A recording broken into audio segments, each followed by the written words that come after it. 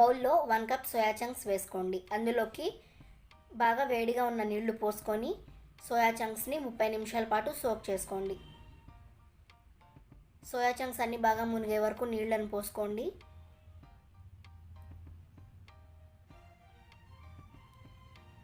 ఇవన్నీ 30 నిమిషాల తర్వాత ఇలా ఉబ్బి ఉంటాయి, అంటే వాటర్ని సోక్ చేసుకొని ఇలా ఉబ్బి ఉంటాయి. అందులో ఉన్న ఎక్స్ట్రా వాటర్ అంతా పిండేసుకొని సోయా చంక్స్ని వేరే ప్లేట్లోకి తీసుకోండి. ఇలా వాటర్ అంతా గట్టిగా సోయా చంక్స్లో నుండి పిండుకొని ఏమి నీళ్ళు లేకుండా ఉండేలా చూసుకోండి. ఇలా ప్రెస్ చేస్తే వాటర్ అనేది ఏమి ఉండకుండా ఉండేలాగా చూసుకోవాలి. ఇందులోకి ఆనియన్, ఒక మీడియం సైజ్ ఆనియన్స్ తీసుకొని ఇలా సన్నగా కట్ చేసి పెట్టుకోండి. క్యారెట్ 1, పచ్చిమిర్చి 2 మధ్యలోకి ఇలా కట్ చేసి తీసుకోండి.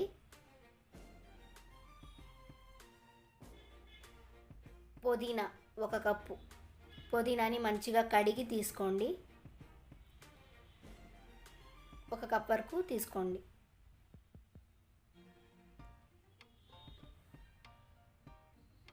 టొమాటో 1 మీడియం సైజ్గా కట్ చేసుకొని తీసుకోండి. చిన్న చిన్న పీసెస్గా కట్ చేసి తీసుకోండి. అల్లం వెల్లుల్లి పేస్ట్ 1/2 టేబుల్ స్పూన్, పెరుగు 1/2 కప్,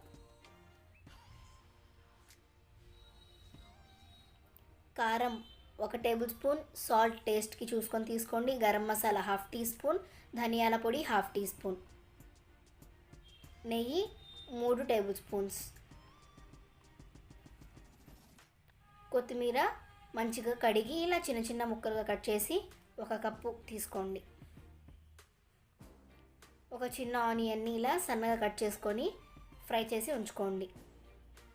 బిర్యానీ దినుసులు, యాలుకలు, లవంగాలు, షాజీరా, దాల్చిన చెక్క, అనాస పువ్వు, బిర్యానీ ఆకు, ఇవన్నీ. నిమ్మకాయ జ్యూస్, గులాబీ రేఖలు. గులాబీ రేఖలు లేకపోతే ఆప్షనల్, జస్ట్ టేస్ట్ కోసం. ముందుగా ఒక బౌల్లోకి పెరుగు తీసుకోండి. అందులోకి కారం, ఉప్పు, ధనియాల పొడి, గరం మసాలా, పుదీనా వీటన్నిటిని వేసి బాగా కలుపుకోండి. కొత్తిమీర కూడా వేసి బాగా కలుపుకోండి. అల్లం వెల్లుల్లి పేస్ట్ 1/2 టేబుల్ స్పూన్, వీటన్నింటిని బాగా కలుపుకోండి.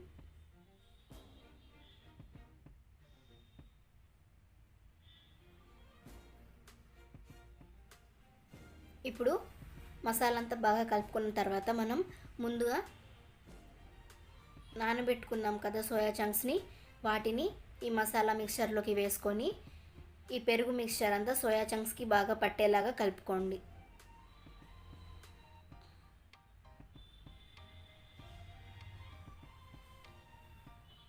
ఇందులోకి నిమ్మకాయ రసం, 1 నిమ్మకాయ సరిపోతుంది. 1 నిమ్మకాయ రసం వేసుకొని మంచిగా కలుపుకోండి. అందులోనే క్యారెట్, పచ్చిమిర్చి వేసి మసాలా అంతా బాగా పట్టేలాగా కలుపుకోండి చేత్తో. సోయా చంక్స్ కూడా బాగా పట్టేలాగా మసాలాని అంతా కలుపుకోండి. లాస్ట్లో ఫ్రై చేసి పెట్టుకున్న ఆనియన్ని వేసి ఫస్ట్ చేత్తో బాగా క్రష్ చేసుకొని ఆ తర్వాత సోయా చంక్స్లోకి కలుపుకోండి. ఈ మసాలా అంతా బాగా కోట్ చేసుకున్న తర్వాత ఒక 30 నిమిషాల పాటు పక్కన ఉంచుకోండి. ఇంకో ప్యాన్లో నెయ్యి వేసుకోండి. మంచిగా మందంగా ఉన్న కడాయి తీసుకోండి, అంటే కింద మనకి అడుగంటకుండా ఉంటుంది. అందులోకి 3 టేబుల్ స్పూన్స్ నెయ్యి వేసి బిర్యానీ దినుసుల్ని వేసుకోండి. తర్వాత ఉల్లిపాయని వేసి కొంచెం లైట్ బ్రౌన్ కలర్లోకి వచ్చే వరకు వేయించుకోండి.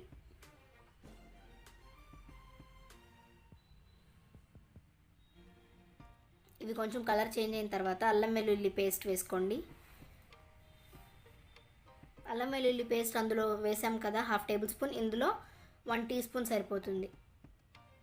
వేసి పచ్చివాసన అంతా పోయే వరకు బాగా ఫ్రై చేసుకోండి. ఇప్పుడు పుదీనా, కొత్తిమీర వేసి వీటిని కూడా 1 నిమిషం పాటు వేయించుకోండి. మంచి స్మెల్ వస్తుంది. మనం ఏదైనా మంచిగా ఫ్రై చేసుకుంటే లో ఫ్లేమ్లో పెట్టుకొని మనకి టేస్ట్ అనేది బాగుంటుంది. లాస్ట్లో కొత్తిమీర పుదీనాని కూడా ఒక నిమిషం పాటు వేయించుకోండి.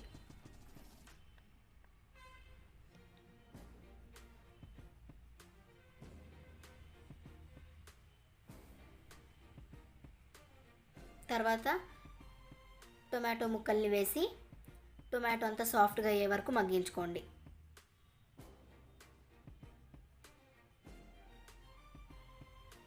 టొమాటో ఇలా మనకి సాఫ్ట్గా మగ్గిన తర్వాత అందులోకి మనం మ్యారినేషన్కి పెట్టుకున్నాం కదా సోయా చంక్స్ని దీంట్లోకి వేసుకోండి. ఒకసారి అంతా బాగా కలుపుకొని ఆ తర్వాత వేసుకోండి సోయా మిక్చర్ని.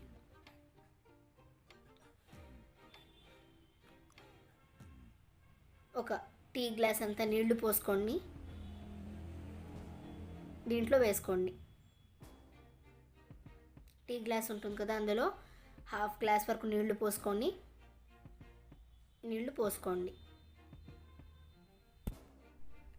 మూత పెట్టుకొని మీడియం ఫ్లేమ్ మీద ఒక 3 నిమిషాల పాటు కుక్ చేసుకోండి. 3 నిమిషాల తర్వాత మూత ఒకసారి తీసి చెక్ చేసుకోండి.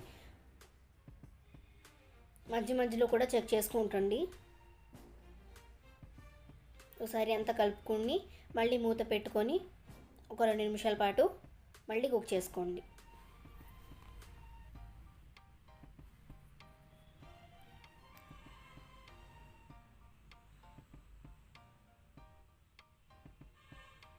మూత తీసి ఒకసారి అంతా చెక్ చేసుకోండి.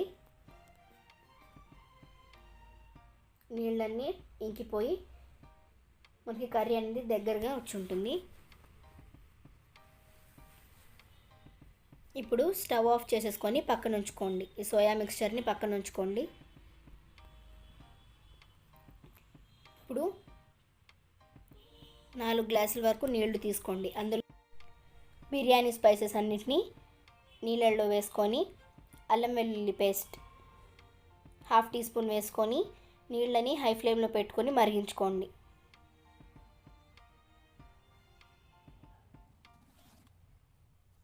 ఉప్పు 2 టేబుల్ స్పూన్స్. మనకి వాటర్ అనేది ఉప్పగా ఉండాలి, అందుకు 2 టేబుల్ స్పూన్స్ ఉప్పు వేసుకోండి.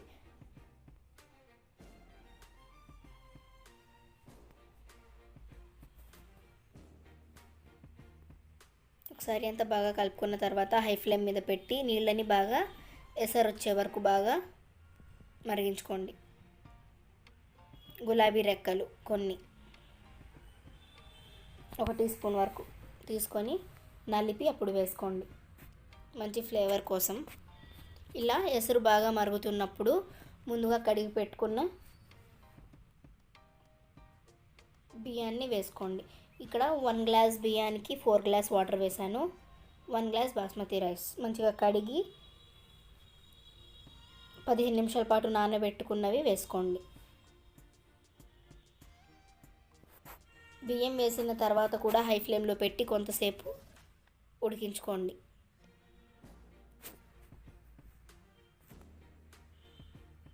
వన్ గ్లాస్ బాస్మతి రైస్కి 4 గ్లాస్ వరకు వాటర్ వేసి కుక్ చేస్తున్నాను.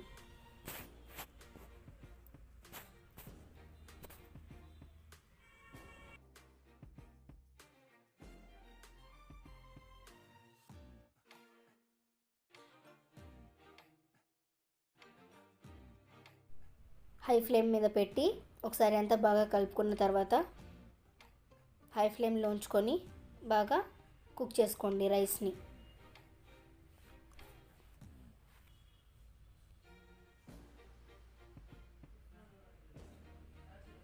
మీరు రైస్ని ఎసరు బాగా మరిగేటప్పుడే వేసుకోవాలి. రైస్ వేసిన తర్వాత కూడా హై ఫ్లేమ్లోనే ఉంచుకొని కుక్ చేసుకోవాలి. ఇలా మనకి రైస్ అనేది 70% వరకు కుక్ అయి ఉండాలి. చేత్తో ఇలా అంటే మనకి విరుగుతూ ఉండాలి. 70% వరకు కుక్ చేసుకొని వాటర్ అంతా స్ట్రెయిన్ చేసేసుకొని మనం ముందుగా కర్రీని రెడీ చేసి పెట్టుకున్నాం కదా, కొంచెం స్ప్రెడ్ చేసుకొని అంతా దానిపైకి మనం కుక్ చేసుకున్న 70% రైస్ని వేసుకోండి, లేయర్స్ లాగా.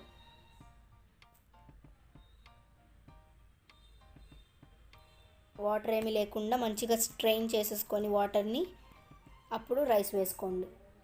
ఇలా లేయర్స్గా కొద్ది కొద్దిగా వేసుకుంటూ ఇలా రైస్ని అన్ని సైడ్స్కి స్ప్రెడ్ చేసుకుంటూ వేసుకోండి.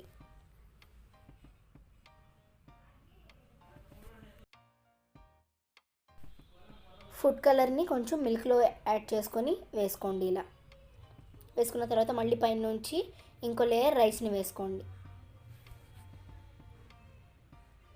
అంతా ఈవెన్గా స్ప్రెడ్ చేసుకోండి రైస్ వేసిన తర్వాత అన్ని సైడ్స్కి.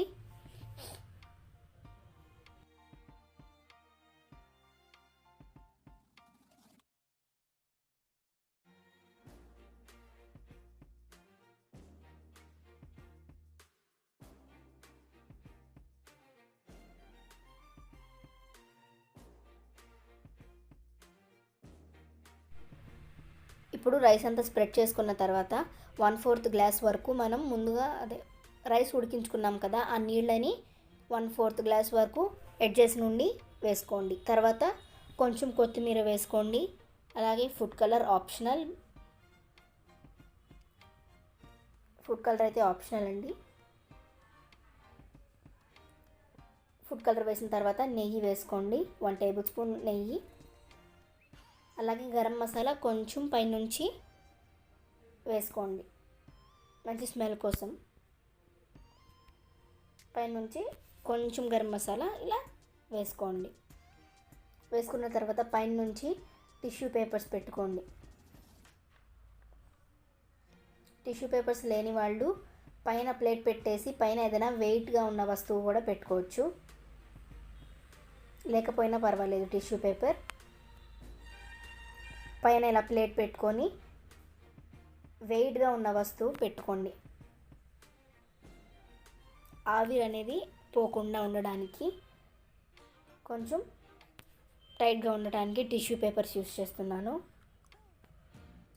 పైన ప్లేట్ పెట్టేసుకొని ఏదైనా వెయిట్గా ఉన్న వస్తువు పెట్టుకోండి.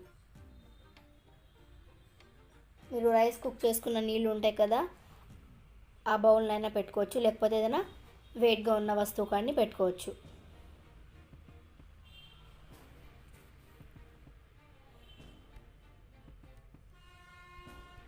ఫైవ్ మినిట్స్ హై ఫ్లేమ్లో ఉంచుకొని 5 మినిట్స్ తర్వాత 10 మినిట్స్ లో ఫ్లేమ్లో కుక్ చేసుకోండి.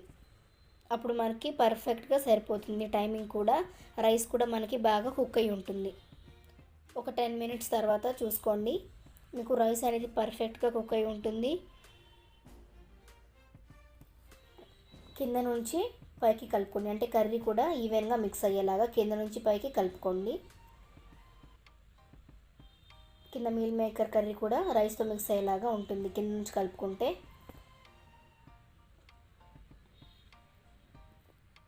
పలుకులుగా వస్తుంది బిర్యానీ అనేది.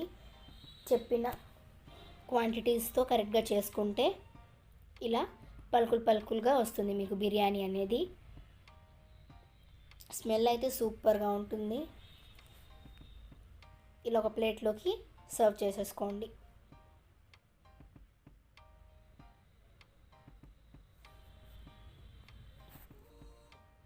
ఇంతే అండి. మీకు కనుక ఈ వీడియో నచ్చినట్టయితే ఈ రెసిపీని ఖచ్చితంగా ట్రై చేయండి. చాలా ఈజీ కూడా. ఈ రెసిపీని ట్రై చేసి కామెంట్ బాక్స్లో కామెంట్ చేయండి, లైక్ చేయండి, షేర్ చేయండి, అలానే ఛానల్ని సబ్స్క్రైబ్ చేయండి.